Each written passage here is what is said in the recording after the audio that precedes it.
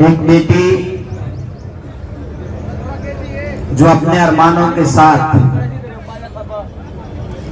दरिंदों की दरिंदगी का शिकार होकर के विदा हुई है इस धरती से, उसकी आत्मा आज इंसाफ मांगती है और इंसाफ को दिलाने के लिए हमारी सारी खाप सरदारी, सामाजिक संगठन, राजनीतिक संगठन यहाँ उपस्थित है, हमारी मातृशक्ति उपस्थित है। मैं सिर्फ 2-3 बात आपके बीच में रखना चाहता हूं। घटनाएं कई बार अलार्म का काम करते हैं। बेटी ने अपनी शहादत शायद इस समाज को झकझोरने के लिए दी, उसका बलिदान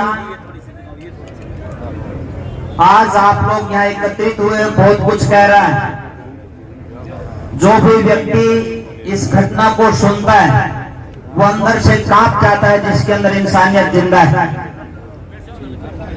मानव का मरना उतना दुखदायी नहीं होता जितनी मानवता की मौत दुखदायी होती है। और इस पूरी घटना में मानवता शर्मसार हुई है, मानवता की हत्या हुई है।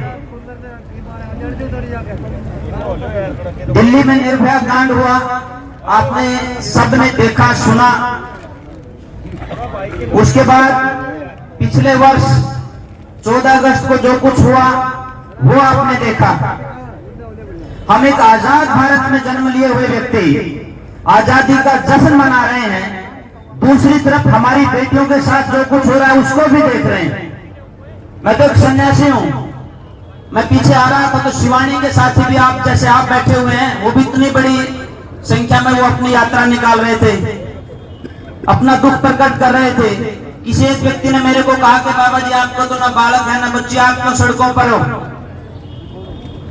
परंतु हम लोग उस संस्कृति के वाहक हैं जिसमें इस माँ को परमात्मा के बाद दूसरा दर्जा दिया गया है, माता निर्माता भवती कहा गया है। जिस माँ को इस समाज का निर्माण करना है उसके साथ इतनी दरिंदगी की गई है कि किसी बेटी के उभरते हुए अरमानों को जिस तरह से एसिड के साथ जला करके राख किया गया है, मैं ये कह सकता हूं कि जो थोड़ा सा भी दिल रखने वाला व्यक्ति है वो पसीज गया होगा।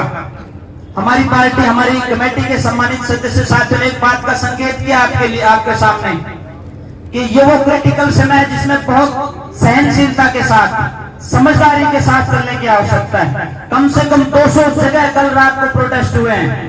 थोड़ी सी भी इधर उधर की बात जो है इस हरियाणा को जला करके राख कर देगी। आपको बहुत सावधानी के साथ चलना है। दरिंदे जैसे उन्होंने कहा 50 मीटर हो चाहे 5 मीटर की दूरी के लोग हों, सजा मिलनी चाहिए और ऐसी सजा मिले कि आने वाली पीढ़ियों की रूह कांप जाए किसी बेटी की तरफ आंख उठा करके देखने के लिए भी। अभी 9 अगस्त का समय था, रक्षाबंधन का कार्यक्रम था। मैं चौधरी चरण सिंह जी का जो कार्य क्षेत्र है छपरोली, वहां के एक स्कूल में बोल रहा था। वह 2000 बेटियों का स्कूल, उनके सामने जब मैंने अपनी बात रखी तो एक बात मैंने कही कि बहनों एक निवेदन आपसे कर रहा हूं, आज का जो माहौल है समाज का वो बहुत खतरनाक है।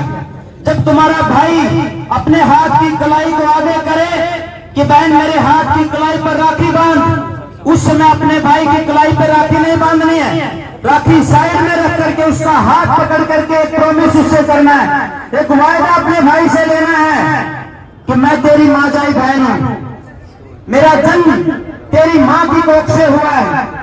परंतु भाई बहुत सी बहनें हैं, जब तू घर से बाहर दहलीज पार करके जाता है उन बहनों को भी तेरे सहयोग और समर्थन की जरूरत है। वो बहन अपने भाई से यह वायदा करवाए कि सिर्फ मैं नहीं, मेरी सुरक्षा नहीं, इस समाज में जितनी भी बहनें तुझे बाहर दिखाई देते हैं औरत के रूप में, यदि वो उम्र में तेरे से बड़ी है तो तेरी माँ है, तेरे से छोटी है तो तेरी बेटी है और तेरे से बराबर की है तो तेरी बहन है। उनके मान सम्मान स्वाभिमान को सुरक्षित रखने की जिम्मेदारी तेरी है। यदि ये तू वायदा करता है कि मैं उनकी सुरक्षा भी करूंगा तो ही मैं तेरे हाथ के ऊपर राखी बांधूंगी, नहीं तो अपने भाई की कलाई पर राखी बांधने का कोई औचित्य नहीं रह जाता है।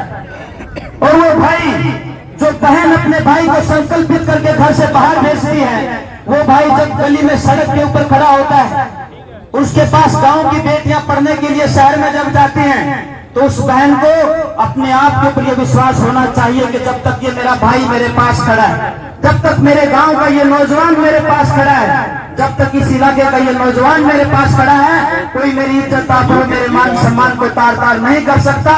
ये संकल्प हमारी बहनों को अपने भाइयों को घर में दिलवाने पड़ेंगे, तब जाकर के इन बहनों की माओ की जो है इज्जत और मान सम्मान बचेगा। ये घटनाएं रोज हो रही हैं।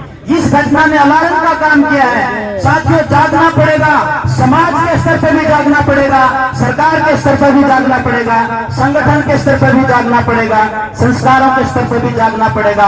आप लोग संकल्पित होकर के बहुत संयमित चलेंगे, ये मेरा निवेदन है कि संयम से काम लेंगे। आपकी कमेटी जो आपके आगे के कार्यक्रम निर्धारित करेगी, उन्हीं के अनुसार आप कार्यक्रम करेंगे। पुनः पूरे आर्य समाज की ओर से मैं बहन मनीषा को श्रद्धांजलि देता हूं और रात दिन हम उनके परिवार के साथ उनके साथ खड़े हैं। जब जैसी जो ड्यूटी आप हमारी लगाएंगे, हम तन मन धन से पूरा आर्य समाज इस मोमेंट में आपके साथ है। धन्यवाद।